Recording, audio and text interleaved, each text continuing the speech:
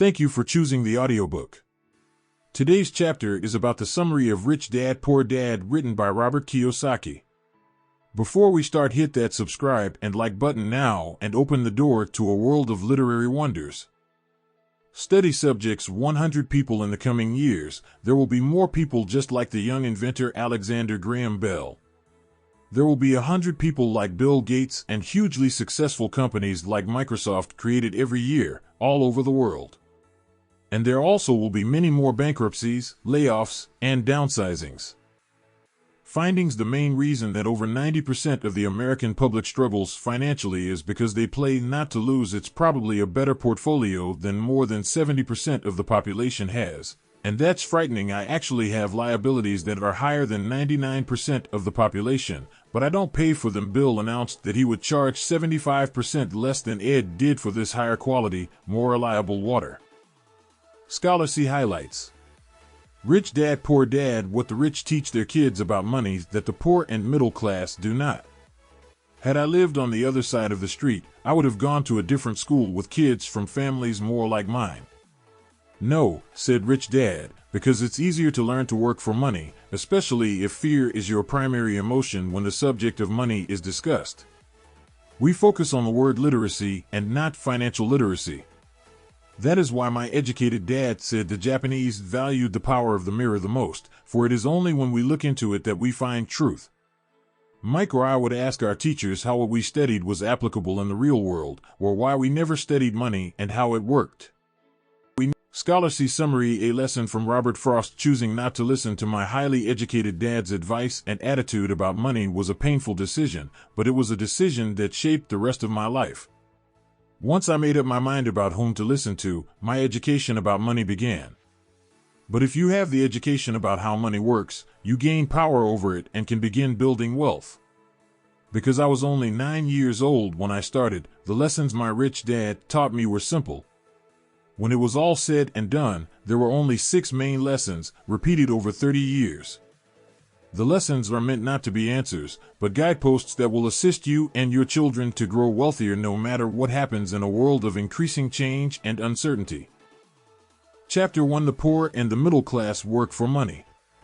The rich have money work for them. Dad, can you tell me how to get rich? My dad put down the evening paper. Why do you want to get rich, son? Because today Jimmy's mom drove up in their new Cadillac, and they were going to their beach house for the weekend. He took 3 of his friends, but Mike and I weren't invited.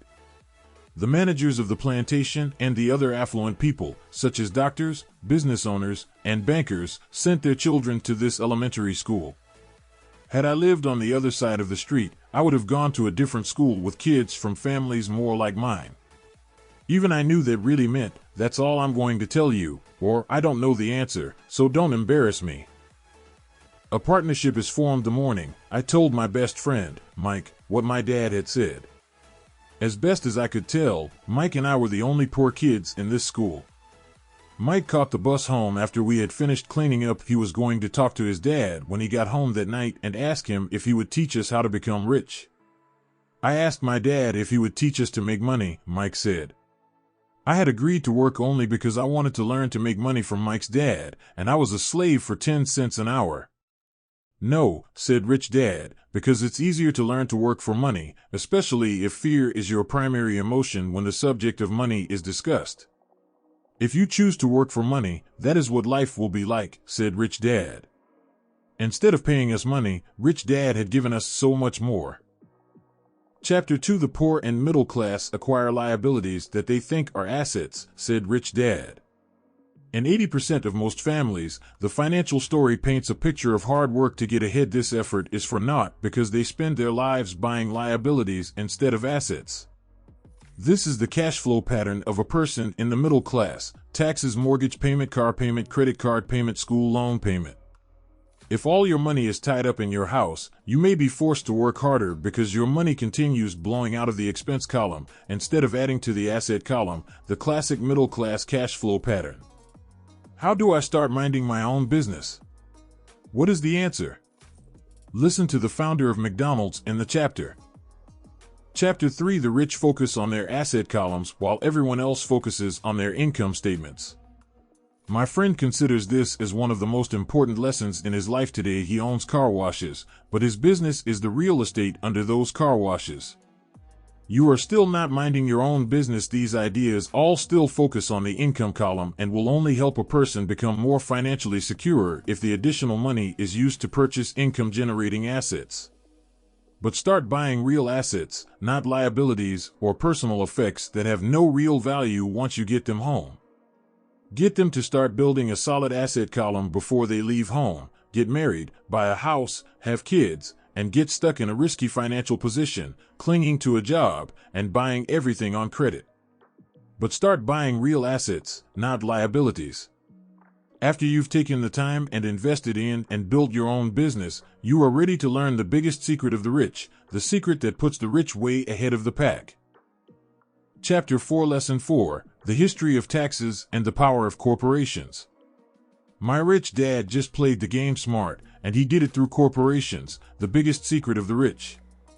It was this point that Rich Dad wanted Mike and me to understand. He explained that the idea of taxes was made popular and accepted by the majority by telling the poor and the middle class that taxes were created only to punish the rich.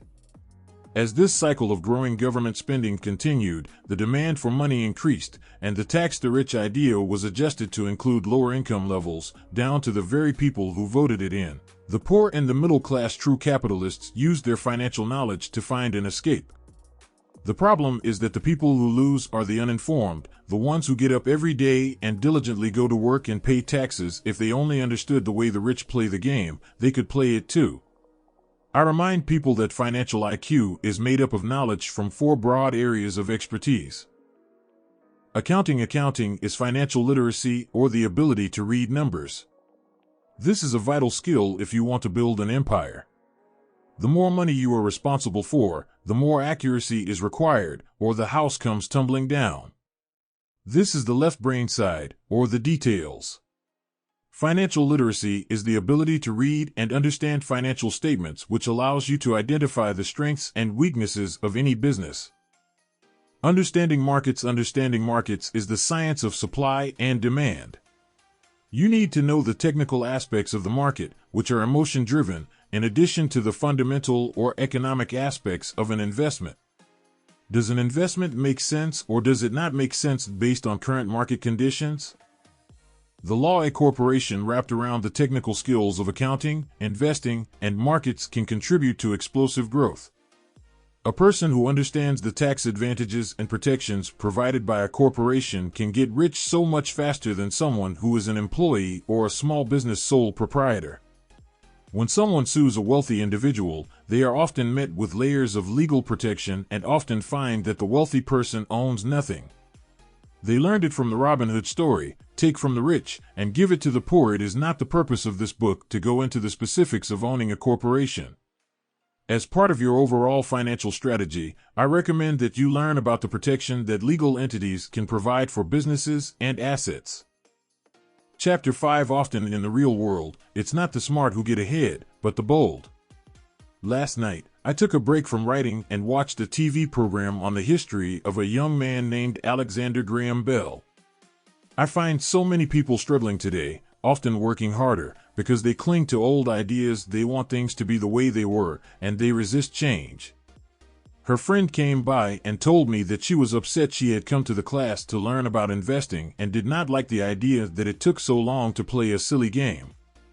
Her friend attempted to tell her to look within herself to see if the game reflected her in any way. If you want to be luckier and create money instead of working hard, your financial intelligence is important. There is always risk, so learn to manage risk instead of avoiding it. Chapter 6. Job security meant everything to my educated dad. Learning meant everything to my rich dad. When I came out with my first book, If You Want to Be Rich and Happy, Don't Go to School, a publisher suggested I change the title to The Economics of Education.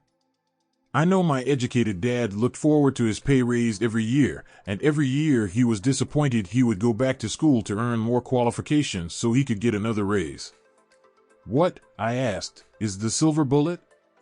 She shrugged and said, if baby boomers discover they don't have enough money to live on when they're older, they can always blow their brains out.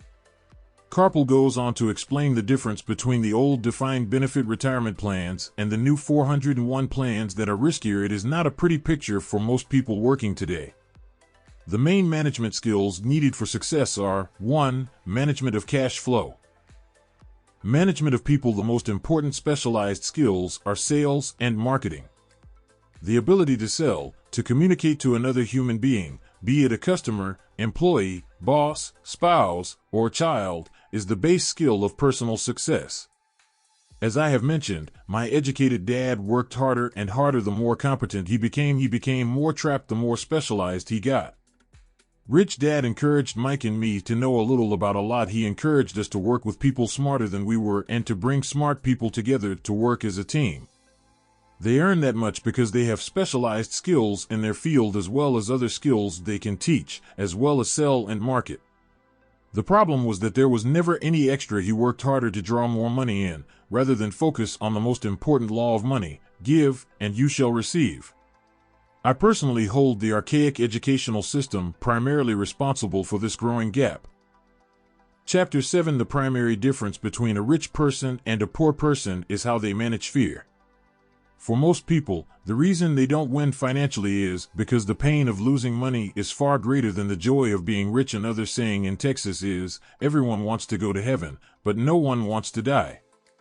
The reason they don't win financially is because the pain of losing money is far greater than the joy of being rich. What if the economy crashes right after I invest? What if I lose control and I can't pay the money back? What if things don't go as I planned? Or we have friends or loved ones who will remind us of our shortcomings. They often say, "What makes you think you can do that? If it's such a good idea, how come someone else hasn't done it?" That will never work. When you know you are ignorant in a subject, start educating yourself by finding an expert in the field or a book on the subject. Chapter 8:1. Find a reason greater than reality. The power of spirit. If you ask most people if they would like to be rich or financially free, they would say yes. My friends who are in dire financial straits do not like talking about money, business, or investing. They often think it rude or unintellectual. The reason you want to have rich friends is because that is where the money is made. If you don't want to be a cook anymore, you need to study something else. When it comes to money, the masses generally have one basic formula they learned in school, and it's this: work for money. Personal time. I would say the skills to manage these three apply to anything, not just entrepreneurs. If you can truly begin to understand the power of cash flow, you will soon realize what is wrong with the previous diagram, or why 90% of people work hard all their lives and need government support like Social Security when they are no longer able to work. Use the pressure to inspire your financial genius to come up with new ways of making more money and pay your bills. A good one is to cut expenses, put your money in the bank, pay more than your fair share of income tax, buy safe mutual funds, and take the vow of the average. Why would I want to save a few bucks when I could use that time to make more money or spend it with those I love? You only need to be generous with what you have. Chapter 9. Many people may not be satisfied with my 10 steps. They see them more as philosophies than actions. I love new ideas, and I love action. For those who want a to-do list on how to get started, I will share with you some of the things I do, in abbreviated form. When I want a piece of real estate, I look at many properties and generally write an offer. She and the agent nearly had heart attacks. They thought it was rude and would offend the sellers, but I really don't think the agent wanted to work that hard. They did nothing and went on looking for a better deal. My neighbor thought that the $500 for a real estate investment class was too expensive. He said he could not afford the money or the time. In the world of accounting, there are 3 different types of income. Number 1, passive. When my poor dad said to me, "Go to school, get good grades, and find a safe, secure job," he was recommending I work for earned income. Best known as the author of Rich Dad, Poor Dad, the number 1 personal finance book of all time, Robert Kiyosaki has challenged and changed the way tens of millions of people around the world think about money. He is an entrepreneur, educator, and investor who believes the world needs more entrepreneurs who will create jobs. Had I continued on as a ship's officer or become an airline pilot, I would never have become an international best-selling author, been a guest on the Oprah show, written a book with Donald Trump, or started an international education company that teaches entrepreneurship and investing throughout the world. This cash flow quadrant book is important because it is about finding your path in life. I did not realize it at the time, but at 26 years of age, I was looking for my path in life, not my profession. Number 2 findings: the main reason that over 90% of the American public struggles financially is because they play not to lose. It's probably a better portfolio than more than 70% of the population has, and that's frightening. I have liabilities that are higher than 99% of the population, but I don't pay for them. Bill announced that he would charge 75% less than Ed did for this higher quality, more reliable water. Number 3, a different education. In 1973, in my last year of active duty flying for the Marine Corps when I was stationed near home in Hawaii, I knew I wanted to follow in my rich dad's footsteps.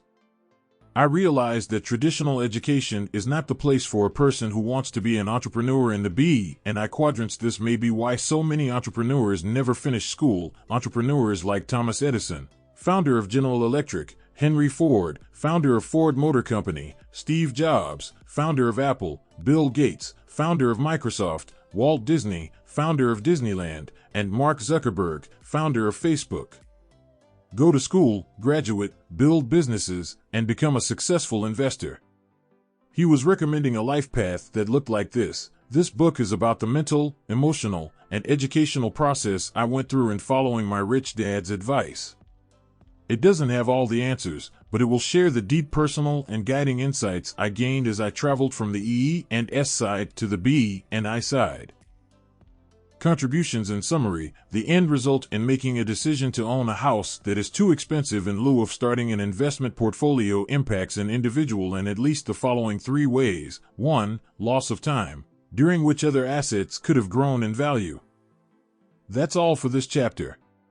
Thank you for watching, and make sure to subscribe to the channel so I can make more content like this for you. Have a great day.